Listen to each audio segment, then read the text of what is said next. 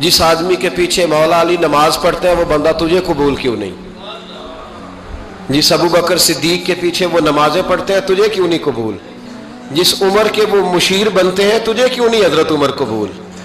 और जिस उस्मान गनी के बारे में मौला अली की ये राय है कि इमाम हसन और हुसैन को तलवारें दे के हजरत उस्मान के दरवाजे पर खड़ा करके कहा बेटा यहाँ खड़े रहना, कोई दुश्मन उस्मान के करीब ना आने पाए। तो जिस उस्मान के हजरत अली मुहाफिज हैं तुझे वो उस्मान क्यों कबूल नहीं? याद रखो, हम लानत भेजते हैं फिरका वारियत पर, उम्मत को तबाह करते हैं वो लोग जो फिरका वारियत पैदा करते हैं। लेकिन आपको बताऊं, जिस जमात से आपका ताल्लुक है ना, उस जमात की उम्मत मुस्लिमा को जरूरत है। क़यामत भी 10 मुहर्रम को ही आएगी, जुमे का दिन होगा। तो मैं आज दिल को हाजिर नाजर रख के, अपनी तबीयत को हाजिर पा के बाशऊर आपको कह रहा हूं, जाग के सुनना खुदा का वास्ता। आप उस जमात से ताल्लुक रखते हैं, अगर काफिर के सामने इस्लाम का कुछ चेहरा पेश हो सकता है तो सिर्फ सुन्नी का चेहरा पेश हो सकता है। खत्म हो गई बात। वरना कोई सहाबी का बेअदब है, कोई अहले बैत नबूवत का, आज मुझे कह लेने दो, खोल के कह लेने दो। लोग दलीलें देते फिरते हैं, कहते हैं जी एक वो पेंट कोट वाला मौलवी है, उसने ऐनक भी लगाई है, दाढ़ी भी रखी है, पेंट कोट भी पहनता है, उसने जी 1500 बंदा एक दिन मुसलमान कर दिया, एक दिन 1000 मुसलमान कर दिया। पर पता है वो बदबख्त कहता क्या है? वो कहता है अमीरुल मोमिनीन यजीद रदी अल्लाह ताला अन्हु। मैं क्या करूं उसके 1500 मुसलमान को या 2000 उसके कलमा, और वो जी बड़ी दलीलें देता है। वो दलीलें संभाल के रखे, वो दलीलें जो जी बड़े लोग उसके साथ होते हैं। तो करबला के मौके पर ज्यादा लोग यजीद के साथ थे, ज्यादा लोग, हम कसरत के कायल नहीं, हम हक के कायल हैं। हम अब छोड़ दो बात, दलाइल की तरफ आओ। अजीब तमाशा है। और एक मौलवी साहब उसकी हिमायत कर रहे थे, कहते नहीं बंदा ठीक है, वो भूल गया था, असल में कसूर उबैदुल्लाह इब्ने ज़ियाद का था, असल में गलती अमर बिन साद की थी, तो यजीद को ज्यादा इल्जाम नहीं देना चाहिए। मैंने कहा बड़ी तुम्हारी करीबी रिश्तेदारी है यजीद के साथ, तो अल्लाह से दुआ क्यों नहीं मांगते कि तुम्हारा हशर यजीद के साथ करे? मांगनी चाहिए ना दुआ। क्या ख्याल है आपका? हम अल्हम्दुलिल्लाह जुमे वाले दिन मस्जिद में बैठ के दुआ करते हैं, या अल्लाह हमारा हशर इमाम हुसैन के गुलामों में करना। तो तू भी करना, जुर्रत कर, जुर्रत हमारी जुर्रत देख। हम ये नहीं कहते उनके साथ कर, हम कहते हैं या अल्लाह हमारा हशर उनके, हमारी जुर्रत देखो, हम उनके गुलामों में, कदमों में, नौकरों में बैठने को वो दुआ मांग रहे हैं, या अल्लाह हमारा उनके गुलामों में, गुलामों के। तू भी जुर्रत कर दलेरी, कर जुर्रत, क्या या अल्लाह मेरा हशर यजीद के साथ कर दलेरी। अगर इतना ही अच्छा था तो बेशर्मो इतना जुल्म ना करो, इतनी ज्यादती, इतना जुल्म ना करो, ये जुल्म है। इमाम हुसैन जुमे वाले दिन खुतबा पढ़ने लगे, जुमे से पहले इमाम हुसैन ने खुतबा पढ़ा और आपने एक जुमला कहा जो हमेशा याद रखा जाएगा। आपने फरमाया यजीद को जाके बता दो कि मुझ जैसा तुझ जैसे की बैत नहीं कर सकता। ओ क्या फिक्रा है इमाम अली मकाम का। फरमाने लगे मुझ जैसा तुझ जैसे की बैत, और आप फरमाने लगे बताओ इस वक्त पूरी दुनिया में कोई नबी का नवासा मौजूद है मेरे सिवा? हजरत आदम से लेकर मुस्तफा करीम तक इस वक्त पूरी दुनिया में कोई नबी का नवासा है?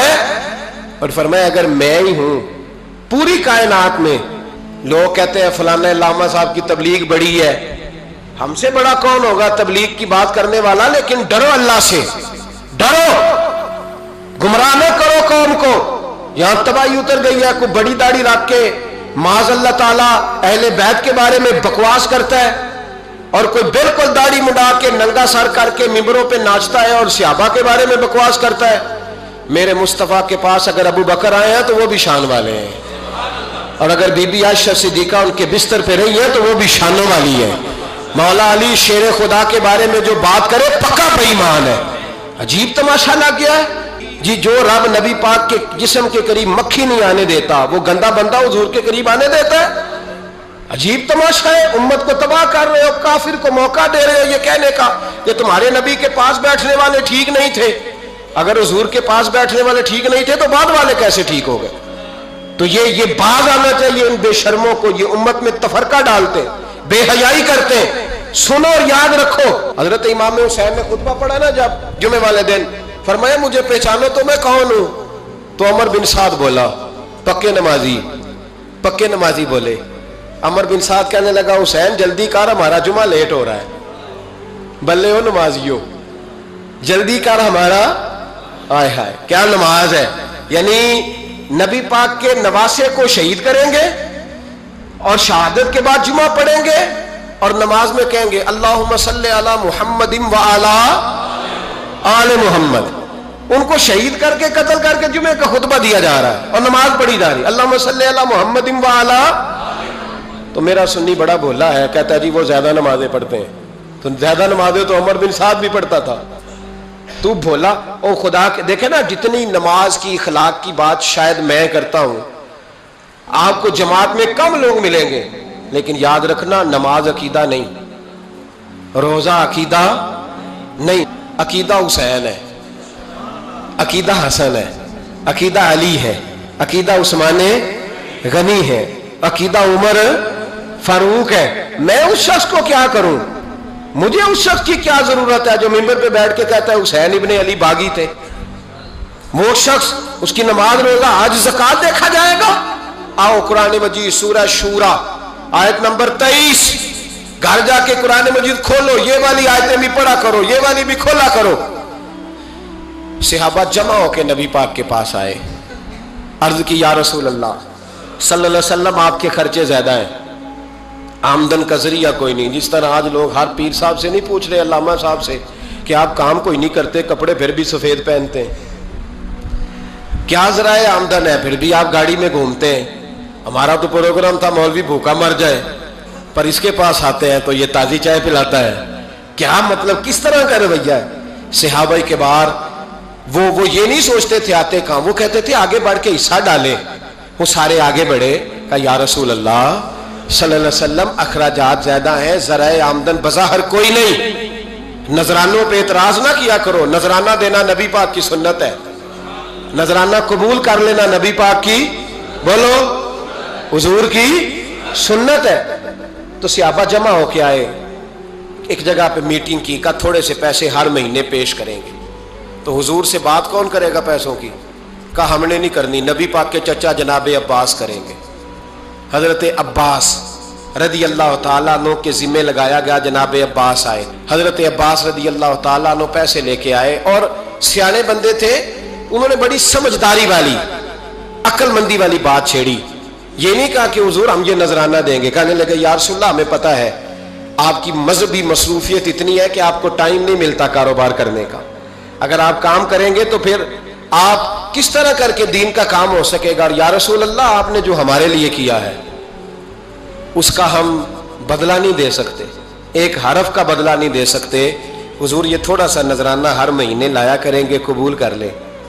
نبی پاک کے سامنے رکھا ہی تھا کہ اللہ کا قرآن بول پڑا، کا کل لا اسألکم علیہ اجرا، محبوب ان سے فرما دو کہ میں نے تمہارے لیے بڑی تکلیف سہی ہے، پر میں تم سے کوئی اجر نہیں مانگتا، تم سے کوئی اجر نہیں مانگتا، ہاں اگر تم نے کچھ کرنا ہے الا المودۃ فی القربى، تو میرے قریبیوں سے پیار کرتے رہنا، میری ختیجہ سے پیار کرنا، میری عائشہ کا ادب کرنا، میرے قریبیوں کا احترام کرنا۔ یا رسول اللہ ازواج تو گھر میں ہے ہی، قریبی کوئی اور بھی خاص ہے جس کا ادب کرنا ہے؟ تو نبی پاک نے فرمایا ہاں علی، فاطمہ، علی اور فاطمہ کی اولاد، فرمائے ان کا ادب کرتے رہنا، اس کا مطلب یہ ہوگا کہ تم نے میرے ساتھ بڑا ہی اچھا سلوک کیا ہے۔ کہا ان کا ادب کرنا، جناب علی، سیدہ فاطمہ، اور دونوں کی ان کا ادب کرنا فرائض دین، اہل بیت کا ادب کرنا فرائض۔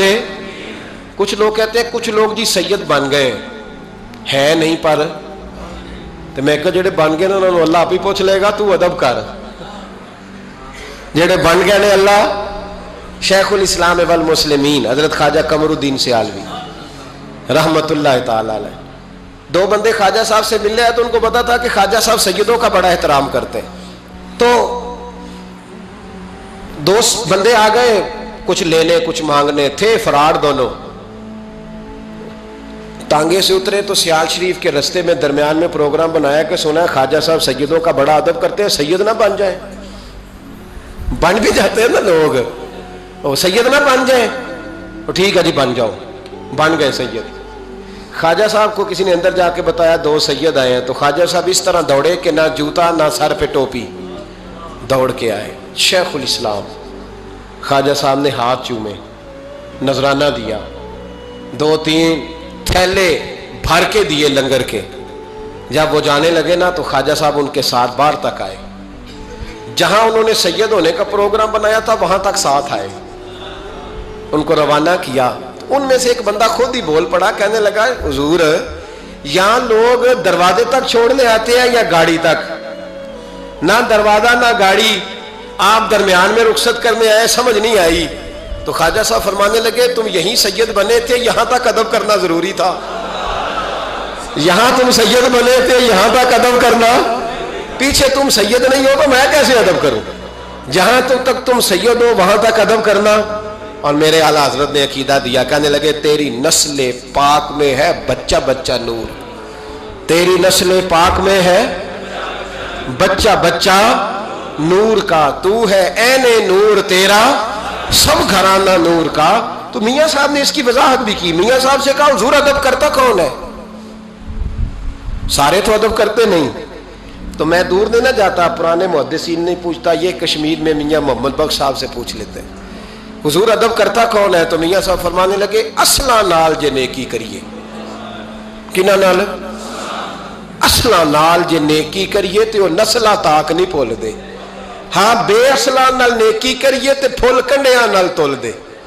بے اصلا فرمانے لگے جو اصل ہوگا نا اخلاق کا، کردار کا، خاندان کا اصل، وہ ہمیشہ مصطفیٰ کے صحابہ کا بھی احترام کرے گا اور اہل بیت نبوت کا بھی ان کا ادب کرے. سنیں نبی پاک نے کیا فرمایا. ترمذی میں حدیث ہے، نبی پاک نے خطبہ حجت الوداع دیا. لوگ ہمیں کہتے ہیں نماز روزہ حج زکوٰۃ اس سے آگے نہ جاؤ. حضور نے خطبہ دیا، فرمایا میں تمہیں 2 چیزیں دے کے جا رہا ہوں، اگر تھام کے رکھو گے تو گمراہی تمہارے پاس نہیں آئے گی. یا رسول اللہ کون کون سی؟ فرمانے لگے ایک میں تمہیں قرآن دے کے جا رہا ہوں، دوسرا اپنا خاندان دے کے جا رہا ہوں. ان کو تھام کے رکھنا، گمراہی کبھی تمہارے پاس، ان کو تھام. سنو حضرت اسامہ بن زید رضی اللہ تعالیٰ، حضرت اسامہ آپ فرماتے ہیں مجھے نبی پاک سے کوئی کام تھا. یہ بھی ترمذی کی حدیث ہے. کہتے ہیں میں حضور سے ملنے گیا تو میں نے نا حضور سے بات چھیڑی، نبی پاک سے میں نے ذکر چھیڑا. جب وہ بات میں نے کرنی شروع کی نا تو حضور نے چادر اوڑی ہوئی تھی، بکل جس کو مارتے ہیں، کہتے ہیں چادر اوڑی ہوئی تھی تو نبی پاک کی نا چادر میں 2 چیزیں حرکت کر رہی. تو جناب اسامہ بن زید رضی اللہ تعالیٰ عنہ فرماتے ہیں بات کرتے کرتے میری توجہ جب ادھر گئی تو میں اصل بات ہی بھول گیا. میں کہنا کچھ چاہ رہا تھا، میری زبان سے کچھ نکل رہا تھا. چونکہ جب توجہ بٹ جاتی ہے نا، اس لیے توجہ بٹ جائے تو پھر لفظوں کا حسن برقرار نہیں رہتا. تو جناب اسامہ بن زید کہتے ہیں میں کہنا کچھ چاہ رہا تھا، میرے منہ سے نکلتا کچھ اور تھا. تو سرکار سمجھ گئے. تو حضور صلی اللہ علیہ وسلم مسکرا کے کہنے لگے بھول گئے ہو نا بات؟ تو میں نے کہا حضور بھول گیا ہوں. تو کہتے ہیں میں بھی ان سے کب سے کہہ رہا ہوں کہ باز آ جاؤ، لیکن یہ نہیں آ رہے. کہتے ہیں میں اور پریشان ہوا کہ یہ کن سے حضور کہہ رہے ہیں. تو نبی پاک نے چادر مبارک کو کھولا، ایک بغل سے امام حسن نکلے، دوسرے سے امام حسین نکلے. یہاں بھی ملا پریشان ہے، بڑی ٹینشن میں ہے. کہتا ہے جی ہر نانا ہی اپنے نواسوں سے پیار کرتا ہے. تو میں نے کہا بے وقوف، یہ عام نانا نہیں، یہ وہ والے نانا ہے جن کے بارے میں اللہ کہتے ہیں وما ینطق عن الہویٰ ان هو الا وحی یوحیٰ. فرمایا میرے محبوب اتنی دیر تک بولتے نہیں جب تک میں حکم نہیں کر دیتا. تو امام حسن اور حسین کا پیار بھی اللہ کا حکم تھا، اس لیے ہو رہا تھا. فرماتے ہیں جب نبی پاک کی بغلوں سے وہ دونوں نکلے نا تو میں نے حضور کی آنکھوں میں چمک دیکھی، نور دیکھا. اور جیسے بندہ کسی سے پیار کرتا ہے تو چہرہ بھی بتا نہیں رہا ہوتا. آج کل کی زبان میں کہتے ہیں باڈی لینگویج، اس کی باڈی لینگویج بھی بتاتی ہے کہ یہ جو بات کر رہا ہے نا یہ طاری ہے. تو محبوب فرمانے لگے اسامہ یہ دونوں میرے بیٹے ہیں، یہ دونوں میرے بیٹے ہیں کیونکہ میری بیٹی کے بیٹے ہیں. اور فرمایا اسامہ میں ان سے بڑا پیار کرتا ہوں. کاش امت ان لفظوں کو سمجھ جائے. हुजूर ने फरमाया मैं इनसे बड़ा प्यार करता हूं, मैं बड़ा प्यार करता हूं, और मैंने रब से दुआ की है, या अल्लाह जो इनसे प्यार करे तो उससे प्यार करना। मैंने ये दुआ की है, ए अल्लाह जो इनसे प्यार करे तो उससे भी प्यार करना। हजरत इमाम हसनैन, पहली बात यह है कि इनका प्यार ईमान का हिस्सा है, इनका प्यार ईमान का हिस्सा है। इनसे जो प्यार ना करेगा वो साहिब ईमान